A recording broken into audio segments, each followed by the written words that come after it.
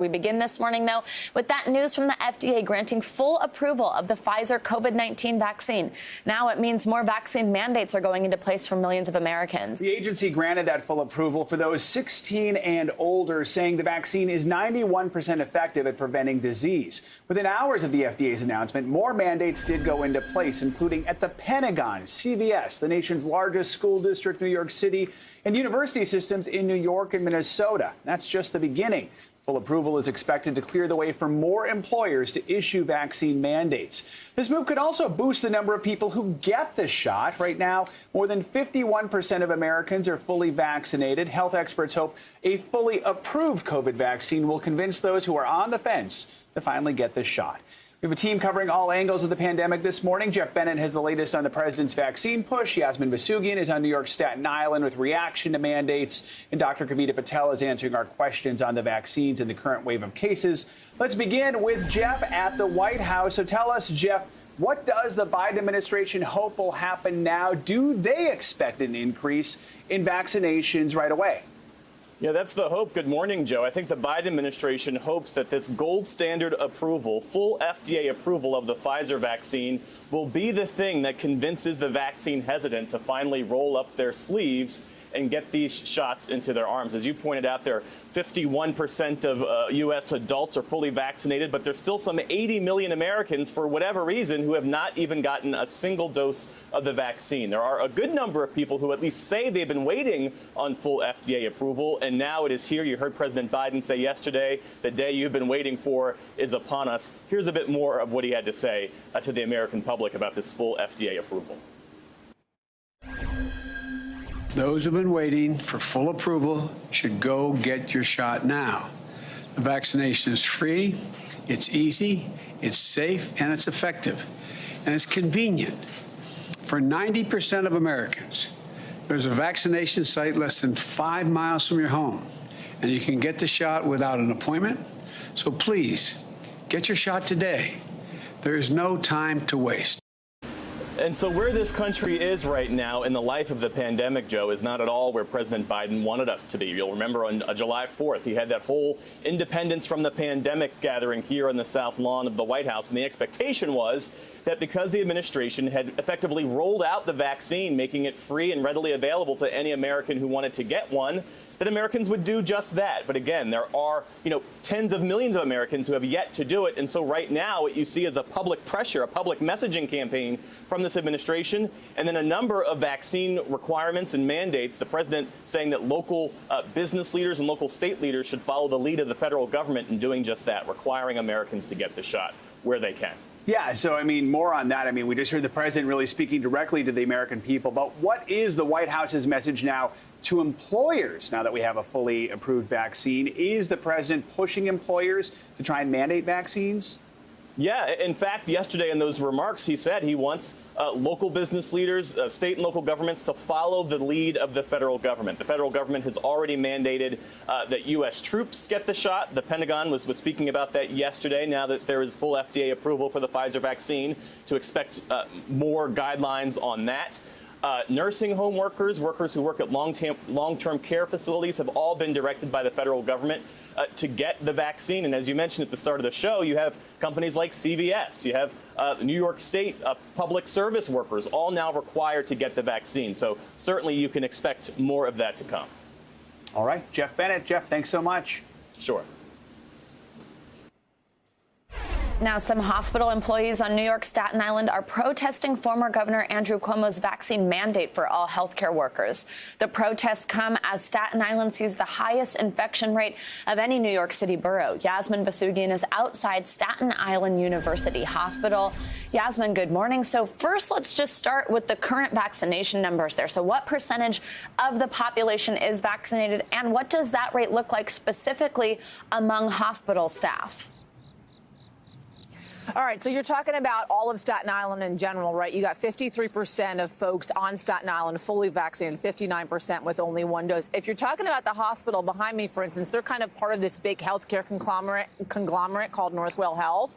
80% of employees at Northwell Health are currently vaccinated. We're actually trying to work on getting the specific number when it comes to the hospital behind me. But let's talk timelines for a moment, right? August 16th, the hospital behind me essentially said, listen, you got to get vaccinated. If you're not getting vaccinated, then you're going to be subject to weekly testing. And then former Governor Cuomo now instituted the fact that healthcare workers across the state have to be vaccinated by September 27th or face possible termination. That is somewhat vague, but I was actually talking to the folks here at the hospital that said, listen, if the state is saying that we have to terminate these folks if they are not fully vaccinated by September 27th, we are prepared to do so. And as you mentioned, there have been a lot of protests outside this hospital beginning on August 16th when they put this policy in place. Many healthcare workers, nurses, technicians, and so on and so forth saying, listen, we're not going to get vaccinated. And they continue to protest. We're going to be talking to some of those folks throughout the day here, Savannah. Yeah, I know you spoke to one of them already, a nurse who chose to leave her job rather than get the vaccine. What did she tell you about making that decision? I did. And it's interesting, right, because you had the FDA approval come yesterday for the Pfizer vaccine, full FDA approval at that point. And in my reporting over the last couple of months, really, since the vaccine kind of hit the market, a lot of folks have been telling me, listen, once this thing gets fully approved, there is a possibility that I'll consider getting this vaccine. So I think a lot of us thought we would come out here and there would be a lot of folks saying, listen, OK, now's the time I can get it because it has been fully approved. We're not necessarily hearing that as of yet. And of course, we're going to be talking to more and more folks throughout the day. This nurse, for instance, she's been a nurse here for 15 years. She actually said that she thought she was going to be able to retire here. She wanted to spend the rest of her career kind of giving her services here at this hospital. She is having some fertility issues, trying to get pregnant. She is worried about what this vaccine is going to do for that process. Now, I want to be clear about the science before I play her sound, that there's no science that suggests, and Dr. Patel can back me up on this, that these vaccines cause any fertility issues, even so far as to say that the CDC is encouraging and telling pregnant women to go ahead and get vaccinated. It is completely safe to get vaccinated. 200 million people in this country so far have, in fact, been vaccinated. That being said, let's take a listen to this nurse. I am not like anti-vax. Like I've gotten vaccinated in the past. My child has gotten vaccinated up to this point. This one specifically, I just feel like there are no long-term studies. I'm not opposed to it in the future. And I've told my doctors I'm not opposed to it after possible pregnancy and giving birth. I'm not opposed to it. It's supposed to protect our children. So God forbid I got pregnant and I took the vaccine and something happens to this child, I will never be able to live with myself. Like I will blame myself for the rest of my life. And I can't do that. And I just want to reiterate, there is nothing that suggests that these vaccines put any type of pregnancy or fertility in danger. Again, many pregnant women across this country have been vaccinated, have gone on to have healthy children, are currently healthy themselves. But nonetheless, that is some of what we are hearing, especially from a woman like that who's been a nurse here for 15 years and facing fertility issues. That is a choice that she is making. And she says she's ready to be terminated if, in fact, that's her fate. Yasmin, you said it. There's not the science to back that up, but that is a concern. I've been hearing it as well in reporting. So thank you for that sound. And as you said, we'll have Dr. Kavita Patel be able to kind of walk us through that. Yasmin, thanks so much. So let's bring in NBC News medical contributor, Dr. Kavita Patel. Your name has been called out here. So let's start right there. I mean, first of all, a couple of questions based on Yasmin's reporting. The hope was that full FDA approval would encourage hesitant Americans to get the shot, especially the healthcare workers who've been arguing they didn't want a vaccine under emergency use authorization. Well, now here it is. It's fully approved. You're still seeing some healthcare workers protest, like some of those in Staten Island, saying, no, we still need more time to research this. So your reaction to that, do you think FDA approval will change some minds? I do, Joe. Good morning. I do think FDA approval will change some minds. Unfortunately, Yasmin hit on, and Savannah touched on it, a very compelling narrative that is false. We actually now have accumulating data. In fact, Joe, that if you actually get the vaccine, there's even better outcomes potentially, not just for infertile women, but for pregnant women, because getting COVID is incredibly detrimental to a pregnancy and to potentially future pregnancies. So you're absolutely right that I think approval will help for institutions to continue to hold ground and put a mandate or keep a mandate in place. But as you heard, we're going to have workers and people who just decide to walk away. Those people are still going to remain unvaccinated, and there's still an important population that we need to get to. The FDA is saying the Pfizer vaccine is 91% effective now against severe disease. Back in the initial trials, it was 95% effective. Here's what the CEO of Pfizer told Lester about these latest numbers.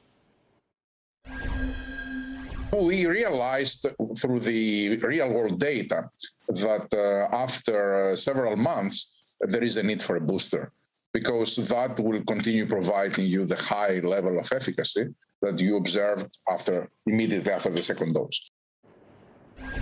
So given what we're learning about Pfizer's efficacy in real time, what do you think of these numbers? And do you think the millions of people who got the vaccine are going to need to continue to get more booster shots in the future? Yeah, I'll attack that question first. I do think that boosters, just like for other series of vaccines, for tetanus, for example, we will need boosters in kind of the foreseeable future. How often, Joe? It does seem like it's happening. You know, you get your first series around months 1 and 2, and then a booster 6 to 8 months later. That fits with other kind of vaccines that are for viruses or based on viral diseases. Number 2, kind of your first question about, what about these numbers? None of us are shocked. 91%, 93 to 95%. A lot of that had to do, by the way, Joe, with how controlled in the clinical trial setting the mitigation measures were. Remember, the trial's initial data were conducted when we didn't even have the Delta variant. So I think the CEO touched on the fact that, of course, with time and accumulating data, we saw more and more variants, and the immunity decreased, as he mentioned. So I'm not troubled. In fact, the 91%, I'll be honest, has really shown that these mRNA vaccines hold their own, again, against death and hospitalization. They're working, and I hope that's even further proof, along with approval, for people to get vaccinated. Absolutely. Dr. Kavita Patel, always on call to answer our questions just like that. Thank you so much. Thank you. The White House is pushing nursing homes to require vaccines for workers, with President Biden even announcing he will have the Health and Human Services Department look into any regulations to make that mandate possible. NBC News correspondent Katie Beck reports. Sissy Sanders worries day and night that her mother will contract COVID in her Texas nursing home, where a quarter of staff members are unvaccinated. There's no way you can social distance with the resident. You are changing them, you're feeding them, you're helping them brush their teeth. Over a 3-week period, COVID cases in nursing homes across the U.S. have skyrocketed 142%. The national staff vaccination rate is 60%. Sanders fears lockdowns are next. Can you go through that again? No, I can't go through that again. But more importantly, the people who can't go through it again are the residents. President Biden's recent pledge to mandate vaccine for staff in care facilities will impact nearly 15,000 nursing homes, including the one where Sissy Sanders' mother lives. While that facility's parent company doesn't have a mandate, it says it has made staff vaccination a priority. Scott Crabtree, who runs the Lambeth House Care Facility in New Orleans, put in a vaccine mandate last fall. Did you have any hesitations about losing your staff? Not really. We made that decision because it was the right decision. While 10 staff members quit over the policy, some have since returned, vaccinated. The facility hasn't seen a single resident COVID case in 17 months. They deserve to have the best quality of life at the end of life possible. Vaccine is it. Some say a vaccine mandate should apply to the whole healthcare industry, not just nursing homes. Dr. David Gifford is the chief medical officer for the American Healthcare Association. Do you worry if people are unvaccinated that they'll leave nursing homes and just go to a different type of facility?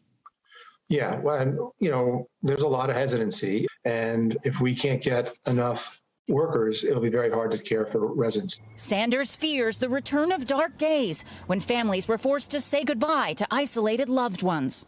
I'm not going to be that person. I'm not going to let that happen to my mom. Katie Beck, NBC News, Austin, Texas. Breaking news this morning out of Afghanistan. NBC News has learned that CIA Director William Burns held a secret meeting with the de facto leader of the Taliban yesterday. That's according to a senior diplomat in the region and another source familiar with the matter. U.S. officials view him as someone who can be negotiated with, having previously served as the group's chief negotiator in peace talks with America. No word on the specific topics of their talks. But this comes amid chaos at Kabul airport as thousands are still trying to leave Afghanistan. The White House says progress is being made. More than 21,000 have been evacuated in the last 24-hour period. Desperate Afghans are trying to flee the country ahead of a looming deadline. NBC News foreign correspondent Matt Bradley reports from Ramstein Air Base in Germany, which is welcoming Afghan refugees. Good morning, guys. Well, we're far away from the drama and the continuing danger in Kabul, but this is one of the final destinations for a lot of those thousands of Afghan evacuees who are trying so hard to get out of Kabul right now. They're coming here to Ramstein Air Base in southwest Germany. This is actually one of the largest American communities outside of the U.S. borders in the world. It's a long-standing air base, and this is where people are stopping before they move on either to the United States or other third countries. And we were there yesterday. We spoke with some of these thousands of Afghan evacuees, and once they arrive here, they're processed, they're given COVID tests, they're given food and water and temporary shelter, and some of the members of this sprawling military community are actually volunteering on their own time. And that's not just active duty soldiers, but also their children, their spouses, to help these Afghan refugees. And the same sort of images that you're seeing inside the U.S. with so many people coming forth with help, with products to help these people who are arriving there. And so this just goes to show the solidarity of the military community here in Germany. But at the same time, we spoke with some of these refugees. They are not happy. They're very upset with the way they've been treated, specifically by the U.S. government. A lot of these people are passport holders. They're U.S. citizens, and some of them told me that they feel abandoned by what's going on. Now, the latest we had from last night, just to give you a sense of the backlog that we're seeing here, the latest we had from last night was that 39 planes had arrived here at Ramstein, but only 2 so far were confirmed to have left. Now, of course, those numbers are changing as we speak, and they will likely change throughout the day. But there's a lot to be done. So a lot of these Afghan refugees, when they arrive here, again, they're not wanting for anything like food, water, medical care, or shelter. But what they have a severe lack of is information. And some of the people that I spoke with said that they still don't know when they're going to be leaving or where they're going to be leaving to, even when they're U.S. citizens. And that's part of the frustration that we're seeing here at Ramstein Air Base, even when these people have managed to make it this far and managed to make it to safety. Guys? The G7 world leaders are holding a virtual summit today to discuss the crisis in Afghanistan. High on the agenda is that August 31st deadline for evacuations. British Prime Minister Boris Johnson and other leaders hope to convince President Biden to extend it. National Security Advisor Jake Sullivan was pressed on the issue at the White House yesterday. We are also consulting closely with our allies and partners on the issue of the evacuation and its progress. We are taking this day by day. We believe we are making enormous progress. We are engaging with the Taliban, consulting with the Taliban on every aspect of what's happening in Kabul right now. We'll continue those conversations with them. Ultimately, it will be the president's decision how this proceeds, no one else's. NBC News global correspondent Raf Sanchez joins us now from London. So, Raf, President Biden is facing pressure to push back that deadline, while the Taliban has warned of consequences if the deadline is extended. Is it likely that we'll see that date pushed back today? Joe, good morning. That is the question Boris Johnson and his team are asking behind that black door as they prepare to host this emergency G7 summit. Can President Biden be convinced to keep U.S. troops in Afghanistan beyond his August 31 deadline? The Brits and other European allies are hoping he will. That would allow more time for evacuations. The reality is the European troops who are on the ground in Kabul cannot stay there without American support. So if the Americans go, they will have to go also. Now, the British Defense Secretary said he is not particularly optimistic that the president can be convinced, but that the UK and other European allies will make that case to him today at the G7. Take a listen to what he had to say. I think it is unlikely, not only because of what the Taliban has said, but also if you look at the public statements of President Biden, I think it is unlikely. It is definitely worth us all trying, and we will. And we've also changed internally within our own military system how quickly it could take for us to get out, because for every hour we can squash the military evacuation is an hour we can add on to help the civilian evacuation. Now, the Taliban have said they will not accept any American presence in Afghanistan beyond August 31. The question is, would they follow through on that threat? There are some reasons to be skeptical. The Taliban have been very patient for 20 years to get the Americans out of the country. They know that they're leaving now. Would they risk a confrontation with the U.S. military in these final days? That is one of the questions that intelligence agencies are trying to weigh up. Joe, we are going to hear from the president at the White House later today, and we may get a better sense of his thinking then. So, Raf, what else is on the agenda? Is the G7 likely to take any tough stance on the Taliban and impose sanctions, or could they even officially recognize the Taliban? What would we expect?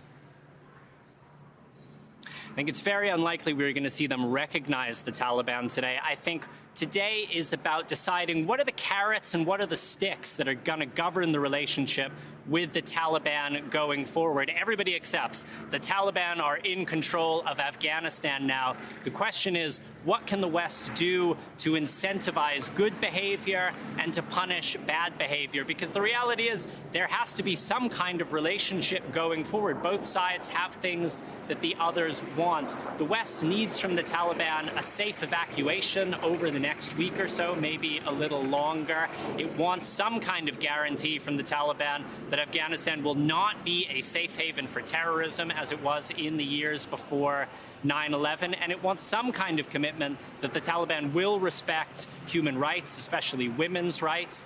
The Taliban, for their part, they are going to need humanitarian aid in Afghanistan, especially as the winter closes in, and they want, above all, international recognition so they are not isolated going forward. Jeff? All right, Raf Sanchez reporting from London. Raf, thank you.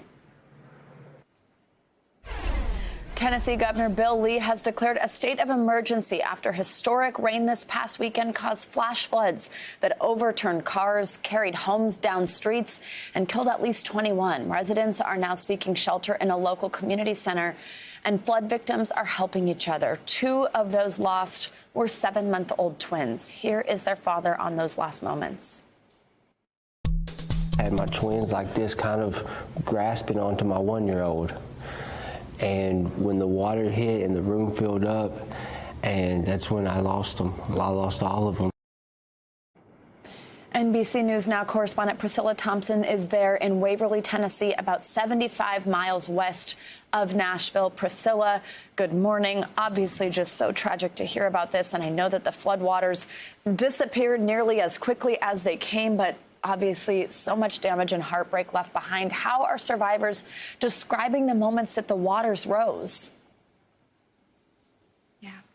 Savannah, good morning. Some pretty harrowing stories coming out of here from people who were in their homes when those floodwaters rushed in. And when you see what the devastation looks like, it's not hard to imagine what that must have been like. You can see this house behind me. The entire front porch is out. It basically moved up off of its foundation, and that tree is what prevented it from going any further. But if you look a little bit further back here, that house actually made it all the way into the roadway, feet off of its foundation. And again, it was a tree that prevented it from going any further. But there was a woman actually inside that home when that water went in. She was in there for around 5 hours waiting for first responders to rescue her. And finally, they were able to get to her by boat. But these are some of the stories that we're hearing here today. And I want to play a little bit more of some of what we've heard from people. Take a listen. Now I'm panicky, and you know, I never in my life seen that much water. I seen it on TV, and I thought I was gone. I was screaming and hollering for help. We could see these people on their porches, and I think in my mind that they thought they were safe, that the water was not going to get that high. But from what I've heard, it gushed at them, and we lost Miss Mary. She drowned in the process. She was our hero. She saved us. And Savannah, what a profound loss it has been for people here. More than 20 people died in those floodwaters, many still missing, and officials here saying that these efforts are going to be turning from rescue to recovery. So we could see that death toll continue to tick up. Savannah? And now, Priscilla, President Biden has declared a disaster there after the governor requested expedited help from FEMA. I mean, you mentioned, though, some people were waiting hours to be rescued. How are emergency crews handling the situation on the ground right now before federal help is able to arrive? Yeah. Well, those crews are still searching for people. Meanwhile, state and federal teams have been able to get inside these neighborhoods and begin to survey the damage. They started doing that on Monday and will continue doing that today and throughout the week. As you mentioned, the president did approve that federal aid, and officials here say they're going to need it. Take a listen. We're going to be overwhelmed for the next probably 30 days at least. We need help. We need solid help.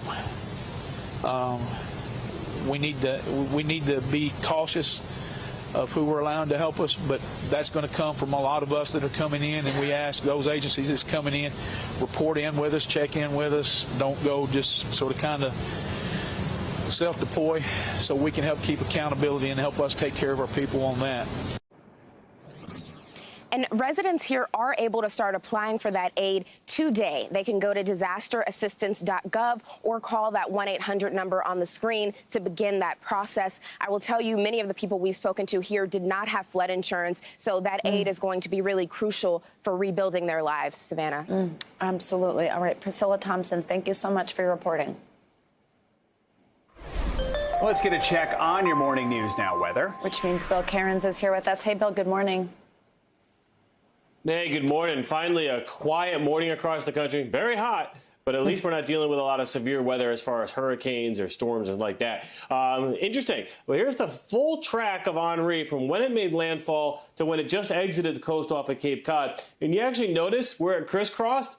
Right exactly where it made landfall. How interesting is that? It didn't really do anything on the second pass, but it's kind of unusual for the storm to do this. The whole button hook back in the Catskills and then heading now safely out to sea. So what's next in the tropics? As we head towards the peak of the season, which is in about 2 weeks, everything gets very active. This is when you expect to be tracking multiple storms.